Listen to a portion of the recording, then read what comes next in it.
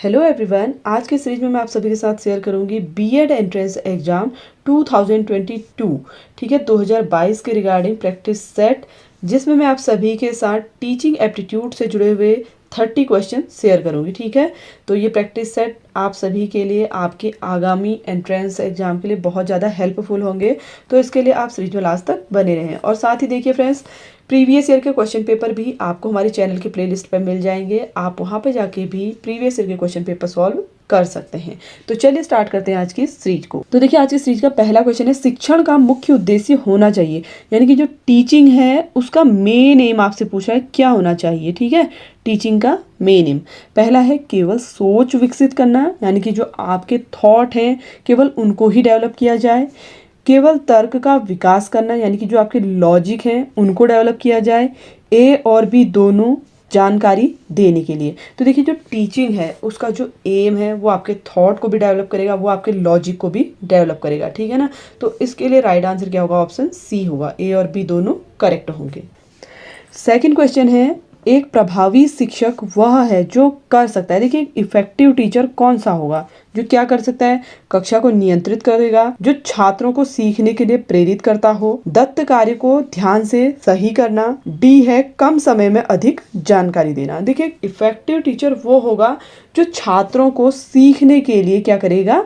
प्रेरित करेगा। ठीक है, तो ऑप्शन बी इसके लिए राइट आंसर होगा।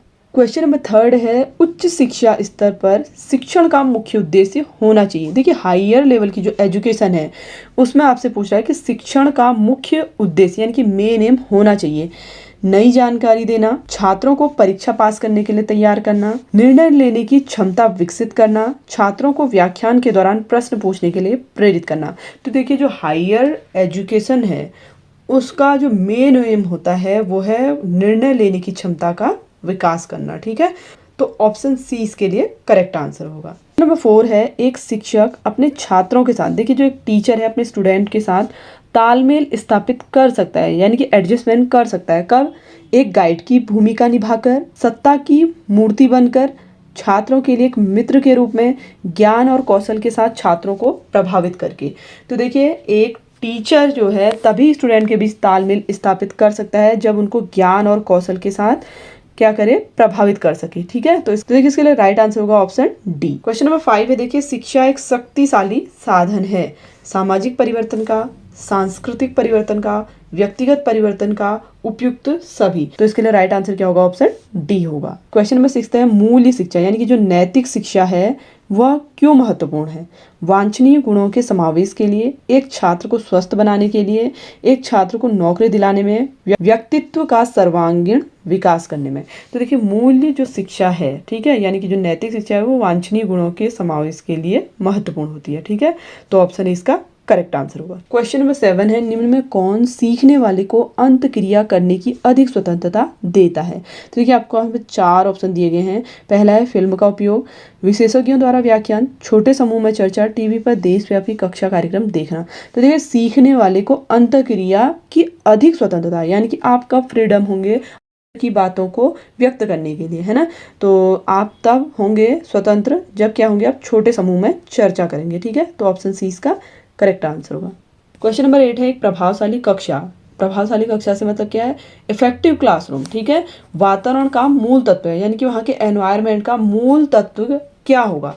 कठोर अनुशासन, पूर्णतः शांति, विभिन्न प्रकार के शिक्षण सहायक उपकरण, जीवंत छात्र शिक्षक अंतःक्रिया। तो देखिए, आपसे मूल तत्व पूछ रहा है। ठीक है, तो मूल तत्व क्या होगा? जीवंत छात्र शिक्षक अंतःक्रिया, यानी कि जो टीचर और स्टूडेंट है उनके बीच क्या होना चाहिए? इंटरेक्शन होना चाहिए। ठीक है, तो ऑप्शन डी इसका करेक्ट आंसर होगा। क्वेश्चन नंबर 9 है, कक्षा में संप्रेषण होना चाहिए। देखिए, जो क्लासरूम है उसमें कम्युनिकेशन किस टाइप का होना चाहिए? छात्र केंद्रित, यानी कि स्टूडेंट सेंटर्ड होना चाहिए, शिक्षक केंद्रित होना चाहिए, पाठ्य पुस्तक केंद्रित होना चाहिए, या सामान्य केंद्रित होना चाहिए? तो कक्षा में संप्रेषण जो है वो छात्र केंद्रित होना चाहिए। ठीक है, स्टूडेंट सेंटर्ड होना चाहिए। तो ऑप्शन ए इसका करेक्ट आंसर होगा। नेक्स्ट क्वेश्चन है, कक्षा के अंदर अंतःक्रिया उत्पन्न होती है। देखिए, क्लासरूम के अंदर इंटरेक्शन कैसे उत्पन्न होगा? विचारों से, तर्क से, सूचना से, विवाद से। तो ये उत्पन्न होगा विचारों से। ठीक है, ऑप्शन ए इसका करेक्ट आंसर होगा। नेक्स्ट क्वेश्चन है, एक शिक्षक सफल माना जाता है। देखिए, एक टीचर कब सक्सेसफुल माना जाएगा? आपसे पूछ रहा है। अपने छात्रों को ज्ञान देने से, जब वो अपने स्टूडेंट को नॉलेज देगा तब। छात्रों को अच्छा नागरिक बनने में सहायता देने से, वो छात्रों को एक अच्छा नागरिक बनने में अगर सहायता करेगा तब। छात्रों को परीक्षा के लिए तैयार करने से, विषय को संगठित रूप से प्रस्तुत करने से। तो शिक्षक तब सफल माना जाएगा जब वो क्या करेगा, छात्रों को परीक्षा के लिए तैयार करेगा। ठीक है।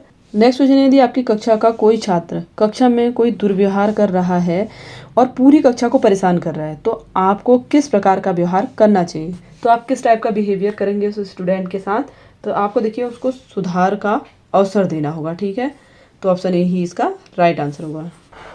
क्वेश्चन नंबर 14 है, एक अच्छे शिक्षक के लिए निम्न में कौन सा गुण सर्वाधिक महत्वपूर्ण है। देखिए एक अच्छे टीचर के लिए आपसे पूछ रहा है सबसे ज़्यादा कौन सा गुण इंपॉर्टेंट है। उसे अपने विषय में निपुण होना चाहिए, यानी कि उसे अपने सब्जेक्ट की कंप्लीट नॉलेज होनी चाहिए। उसे हमेशा अच्छे कपड़े पहनने चाहिए। उसके स्वभाव में धैर्य होना चाहिए। वह एक विद्वान व्यक्ति होना चाहिए।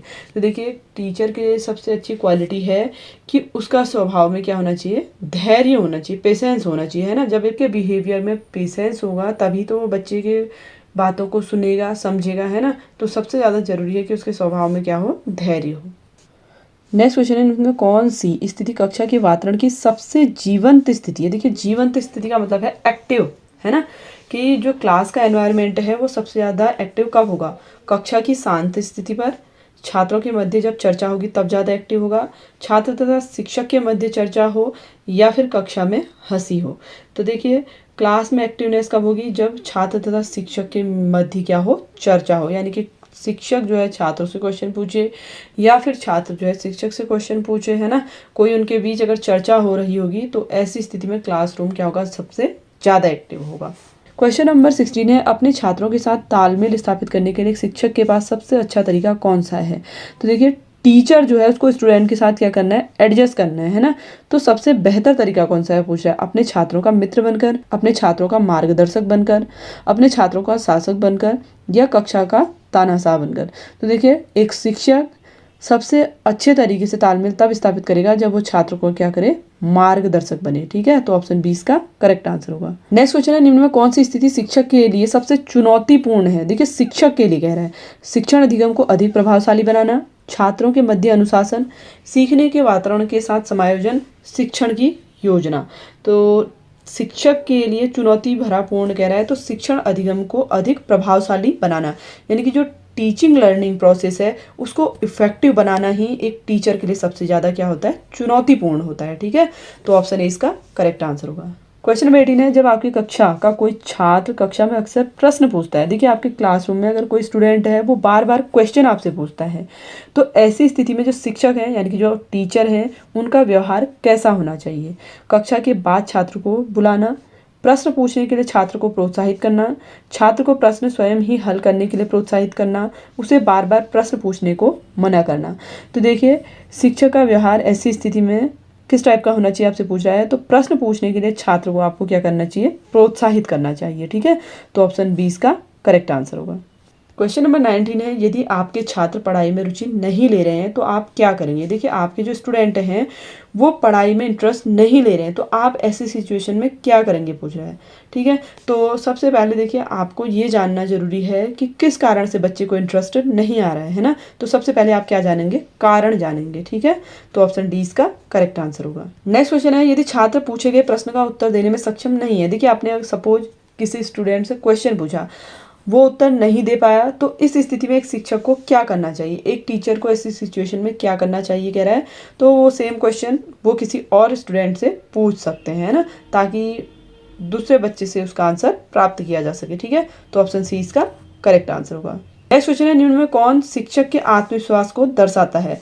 शिक्षक का सामाजिक व्यवहार, शिक्षक का व्यक्तित्व, विषय वस्तु पर अधिकार, शिक्षक का समृद्धशाली होना। तो देखिए शिक्षक के आत्मविश्वास यानी कि उसके सेल्फ कॉन्फिडेंस को कौन दर्शाता है पूछ रहा है। तो इसके लिए जो करेक्ट आंसर होगा वो है विषय वस्तु पर अधिकार, यानी कि अगर उसको अपने सब्जेक्ट की डीप नॉलेज होगी, अच्छी पकड़ होगी, तो उसमें कॉन्फिडेंस भी होगा। ठीक है। तो ऑप्शन सी इसका करेक्ट आंसर होगा। 22 है, शिक्षक के संदर्भ में कक्षा में सबसे महत्वपूर्ण सबसे इंपॉर्टेंट बात कौन सी होती है। शिक्षक द्वारा दिया गया वक्तव्य जो है शिक्षक के संदर्भ में कक्षा में सबसे महत्वपूर्ण बात होती है। ठीक है। तो ऑप्शन ए इसका करेक्ट आंसर होगा। क्वेश्चन नंबर 24, एक शिक्षक होने के नाते आप छात्र के किस गुण को सर्वाधिक महत्वपूर्ण मानेंगे? देखिए, आप एक टीचर हैं, आप एक स्टूडेंट के कौन सी क्वालिटी को सबसे ज़्यादा इंपॉर्टेंट मानेंगे? उसके स्वतंत्र चिंतन कौशल को, स्वभाव में मानवता को, व्यवहार में आज्ञाकारी, मित्रों पर विश्वास। तो देखिए, इसके लिए करेक्ट आंसर होगा ऑप्शन ए, स्वतंत्र चिंतन कौशल को। ठीक है, तो ऑप्शन ए इसका राइट आंसर होगा। नेक्स्ट क्वेश्चन है, किस पद्धति से शिक्षण में छात्रों की अधिकतम भागीदारी संभव है? देखिए, किस विधि में सबसे ज़्यादा स्टूडेंट पार्टिसिपेट कर सकेंगे? व्याख्यान विधि में, परिचर्चा विधि में, कथन विधि में, कहानी विधि में। तो सिंपल सा है, जब क्या होगा, परिचर्चा यानी कि डिस्कशन होगा, उस मेथड में स्टूडेंट ज़्यादा से ज़्यादा पार्टिसिपेट कर पाएंगे। क्वेश्चन नंबर 26 है, निम्न में कौन सा कथन सीखने की प्रक्रिया के लिए सही है? देखिए, सीखने की प्रक्रिया बोल रहा है, ठीक है, तो इसके लिए सही है सीखना, जिसे क्या बोलते हैं, अधिगम भी बोलते हैं, औपचारिक तथा अनौपचारिक दोनों ही परिस्थितियों में होता है। तो ऑप्शन सी इसके लिए करेक्ट आंसर होगा। क्वेश्चन नंबर 27 है, यदि आप कक्षा में एक प्रश्न पूछते हैं और एक विद्यार्थी अपूर्ण उत्तर देता है तो आप क्या करेंगे?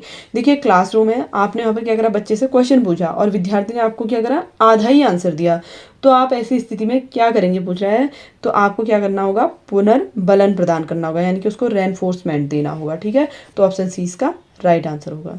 नेक्स्ट क्वेश्चन है, गृह कार्य का कार्य सर्व प्रमुख उद्देश्य होना चाहिए। देखिए, जो होमवर्क दिया जाता है इसका मेन एम क्या होना चाहिए पूछ रहा है, तो इसका जो मेन एम है वो होना चाहिए स्वाध्याय की आदत का विकास करना, यानी कि सेल्फ स्टडी का इससे क्या हो, डेवलपमेंट हो। क्वेश्चन नंबर 29 है, एक शिक्षक द्वारा विद्यार्थियों में नैतिक मूल्य, देखिए नैतिक मूल्यों का सृजन क्यों किया जाना चाहिए पूछ रहा है, उनके शारीरिक विकास हेतु, मानसिक विकास हेतु, भावनात्मक विकास हेतु, उपयुक्त सभी। तो इसके लिए करेक्ट आंसर होगा ऑप्शन सी, भावनात्मक विकास हेतु। क्वेश्चन नंबर 30 है, कक्षा में प्रभावशाली संप्रेषण यानी कि इफेक्टिव कम्युनिकेशन के लिए, ठीक है ना, क्लासरूम में शिक्षक में कौन सी क्षमता होनी चाहिए? कक्षा संप्रेषण को व्यवस्थित करने की, ज्ञान को हस्तांतरित करने की, शारीरिक हाव भाव प्रदर्शन की, उपयुक्त सभी। तो इसके लिए राइट आंसर होगा ऑप्शन डी, ये सभी क्वालिटीज शिक्षक में होनी चाहिए। ठीक है, तो फ्रेंड्स ये तो थे टीचिंग एप्टीट्यूड से रिलेटेड 30 क्वेश्चंस जो आज की इस वीडियो में मैंने आप सभी के साथ शेयर किए। आई होप कि आप सभी के लिए सीरीज बहुत ज़्यादा हेल्पफुल रही होगी। अगर आपको वीडियो थोड़ा भी हेल्पफुल लगा हो तो वीडियो को लाइक शेयर जरूर करें। मिलते हैं आपसे एक नई वीडियो में नए टॉपिक के साथ, तब तक के लिए धन्यवाद।